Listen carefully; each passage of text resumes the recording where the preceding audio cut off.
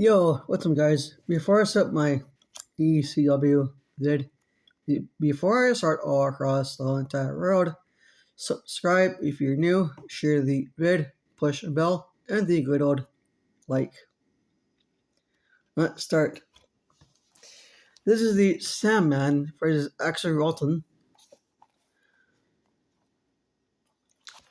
in a singles match for the ECW World Heavyweight Championship belt at ECW Heatwave.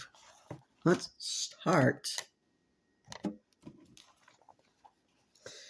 In the fifth match was between the Sandman versus Axel Wanton for the ECW World Heavyweight Championship belt.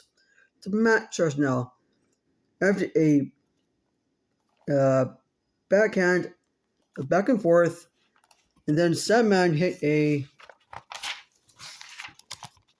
bitchin' leg drop on Wanton and pinned him for winning the match and retain the title at ECW's Heatwave. Peace.